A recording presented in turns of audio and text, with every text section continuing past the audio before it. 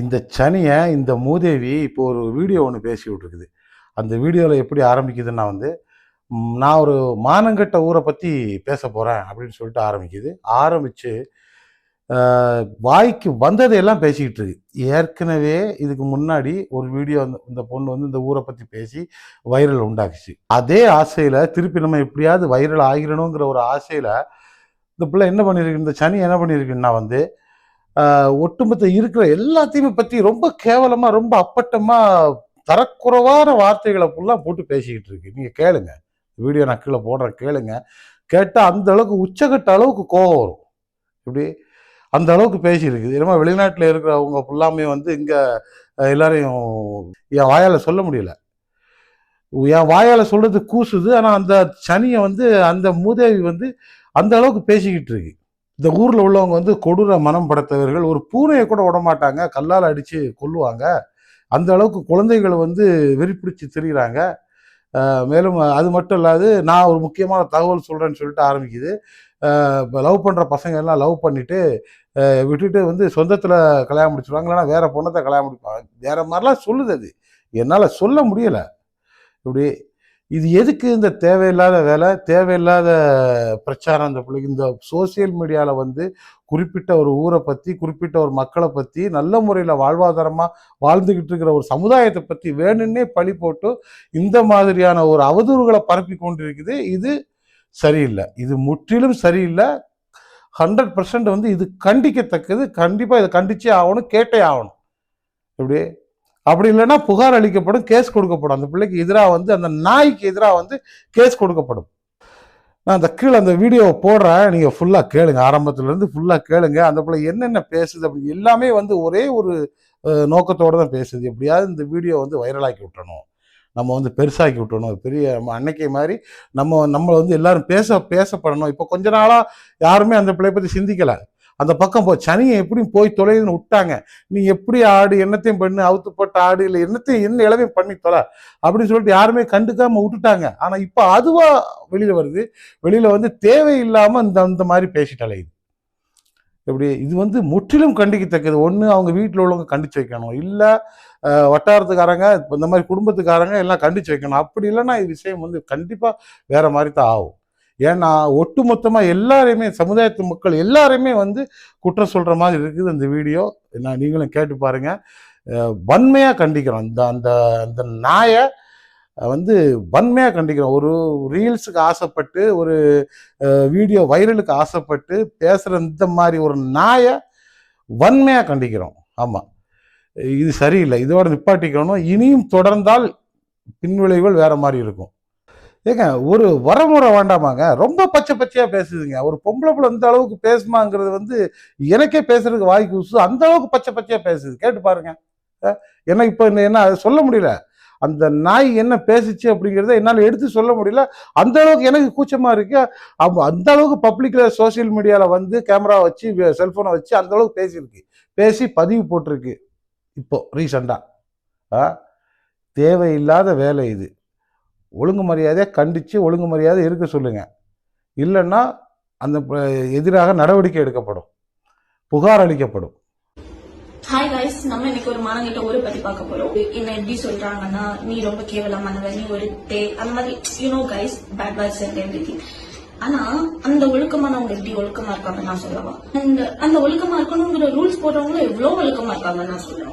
மலைங்கள்லாம் இருக்குல்ல, ஹில்ஸ் பக்கத்துல நிறைய ரிவர்ஸ் வரும். பொண்டாட்டி வீட்டுல வச்சுட்டு இவன் புருஷன் என்ன பண்ணுவானா, இன்னொருத்திட்ட போன் பேசிட்டு இருப்பான். அந்த இன்னொருத்தி யாருன்னா புருஷன் ஃபாரின் அனுப்பிட்டு அவன் இவங்களோட போன் பேசிட்டு இருப்பான். ஆக மொத்தத்துல எல்லாருக்கும் எல்லாம் தெரியும். ஈவன் அந்த பொண்டாட்டிக்கும் தெரியும், இவன் இப்படிதான் பண்றான், இப்படிதான் ஆள வச்சுட்டு இருக்கான், பேசுறான், எல்லாம் தெரியும். they will accept. அதெல்லாம் தப்பு இல்ல, அதெல்லாம் மானம் போகாது. தான் சொன்ன அண்ணனே தான் பொண்டாட்டியை ட்ரை பண்ணான்னா தட்டி கூட கேட்க மாட்டாங்க. ஏன்னா குடும்பத்துக்குள்ள சண்டை வந்துடும்ல, அதனால அதெல்லாம் கேட்க மாட்டாங்க. பொண்டாட்டியை இதெல்லாம் வெளியே சொல்லாத அப்படின்னு சொல்லிட்டு அமைதியா இருக்க சொல்லுவானுங்க. என்ன ஏதாவது டீட்டெயில் சொல்லுவாங்க.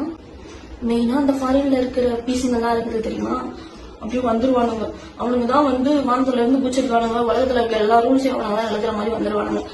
அவனுங்க பொண்டாட்டி இங்க விட்டுருவானுங்க. அப்படியே ஒரு 30-40 வருஷத்துக்கு இங்க வீட்டை கட்டிடுவானுங்க, பணம் சம்பாதிச்சு கொடுத்துருவானுங்க, குழந்தையும் பெத்து போட்டுருவானுங்க. பெத்து போட்டு நீ வள அப்படின்னு சொல்லிட்டு பொண்டாட்டி கூட வாழவே மாட்டானுங்க, அப்படியே பண்ண மாட்டானுங்க. இங்க இருந்து ஃபாரின் போயிட்டு அங்க எவ்வளவு வச்சுக்கிறது, இல்ல ஃபாரின்ல இருந்துட்டு இங்க இருக்கிற எவன் மேலேயாவது கண்ணை வச்சுட்டு அவகிட்ட பேசுறது. கடைசியில ஒரு 30 வருஷம் 40 வருஷம் தாண்டினதுக்கு அப்புறம் நீ இப்படி என் குழந்தைங்களை வளர்த்துட்டே இரு, பாத்துக்கோ, நான் மட்டும் இன்னொரு கல்யாணம் பண்ணிக்கிறேன்னு வெக்கமே இல்லாம வந்து பேசுவாங்க. அதெல்லாம் தப்பு இல்ல. அப்புறம் இன்னும் என்னவோ சொல்லுவீங்களே, உன்னை பார்த்து நிறைய பொண்ணுங்க கெட்டு போயிடுவாங்க. அந்த ஊர்ல வளர்ற நிறைய குழந்தைங்க பூனைக்குட்டி எல்லாம் பார்த்தா கல்லால எடுத்து அடிச்சு கொல்லுவானுங்க. அந்த அளவுக்கு வெறித்தனமான மனுஷங்களை வளர்க்கிற ஒரே இடம். முக்கியமான ஒரு விஷயத்த சொல்லணும்னு நினைச்சேன். பாய்ஸ், டீன் பாய்ஸ் எல்லாம் வந்து டே நீ லவ் பண்றியா, தாராளமா போய் லவ் பண்ணு, அதெல்லாம் நாங்க தலையிட மாட்டோம். ஆனா கல்யாணம் மட்டும் நீங்க குடும்பத்துக்குள்ளதான் பண்ணிக்கணும். அங்க வந்து இன்னொரு பொண்ணை நீ காதலிச்சு ஏமாத்திக்கோ, நீங்க ஃபேமிலியில கட்டி வைக்கிறோம், குழந்தை குட்டி எல்லாம் பெற்றுட்டு சொத்து அதெல்லாம் சம்பாதிச்சு சந்தோஷமா வாழணும். ஆனா அந்த நாங்க என்ன பண்ண தெரியுமா, லைக் அவங்க எப்படி கேட்டாங்களோ அதே மாதிரி லவ் பண்ணுவானுங்க, பொண்ணுங்களை ஏமாத்துவானுங்க. அதுக்கப்புறம் வீட்டுல பாக்குற பொண்ணை கல்யாணம் பண்ணிப்பானுங்க, சொந்தத்துக்குள்ள பண்ணிப்பானுங்க, பண்ணிட்டு வீடு எல்லாம் சம்பாதிச்சு சேர்த்துட்டு அந்த பொண்ணை வந்து ஃபேமிலிக்கு வச்சுக்கிட்டு அவளையும் விட்டு கொடுக்காம அவளையும் ஓட்டிக்கிட்டு பொண்டாட்டியும் ஓட்டிக்கிட்டு இந்த பக்கம் வந்து ஆன்லைன்ல பல பொண்ணுங்களை தேடுவாங்க. இந்த பொழப்புக்கு தண்ணி வர டைம்ல எல்லாம் போயிட்டு குளிக்க போறேன்னு சொல்லிட்டு புர்காவை கட்டி வச்சுட்டு சேலையை கட்டிட்டு என்னன்னா அதுக்கும் மேல போடணும்னா நிறைய பேர் பாவலையை கட்டிட்டு குளிப்பாங்க. ஹிஜாப்ஸ் எல்லாம் போட மாட்டாங்க, அதெல்லாம் தப்பு இல்ல, ஓகேவா. அப்புறம் வந்து குழந்தைக்கு சாப்பாடு விட்டுற அப்படின்னு சொல்லிட்டு புர்கா போட மாட்டாங்க, ஷால் போட மாட்டாங்க, சாரி ஆறு நைட்டில வந்துட்டு ரோட்ல நடந்து திரிஞ்சு குழந்தைக்கு வந்து லைக் விளையாட்டு கட்டி சாப்பாடு எல்லாம் ஊட்டுவாங்க, அது தப்பு கிடையாது. அப்புறம் வந்து வீட்டு வாசல்ல வந்து குமல்ஸ், லேடிஸ் கும்பல்ஸ் வச்சுக்கோ, லேடி கும்பல்ஸ் எல்லாம் நிறைய இருக்கும். நிறைய பேர் நீங்க தெருவுல நடந்து போனாலே நிறைய பாக்குவாங்க நிறைய வீட்டு வாசல்ல. லைக் இடுப்பு கொஞ்சோண்டு தெரியற மாதிரி சேலை கட்டிட்டு நல்லா எல்லாரும் பாக்குற மாதிரி உட்கார்ந்து இருப்பாங்க. புர்கா போட மாட்டாங்க, ஷால் போட மாட்டாங்க. உட்காந்து என்ன நாட்டு வளர்ச்சிக்காக பேசுவாங்கன்னு நினைக்கிறீங்களா? அவங்க வளர்ச்சி எப்படி தெரியுமா, அக்கம் பக்கத்துல என்ன நடக்குது, இவன் இழுத்துட்டு ஓடிட்டான், அதெல்லாம் தப்பு கிடையாதுங்க. அப்புறம் ஐ ஹர்ட் சம்திங் லைக் என்னோட பிக்ஸ் வந்து அசிங்கமா எடிட் பண்ணாங்க, அதனால அவனுக்கு மன கஷ்டமா இருக்கு. ஐ ஹவ் ஒன் கொஸ்டின், அந்த பிக்ஸ் எல்லாம் நீங்க எப்படி பாக்குறீங்க?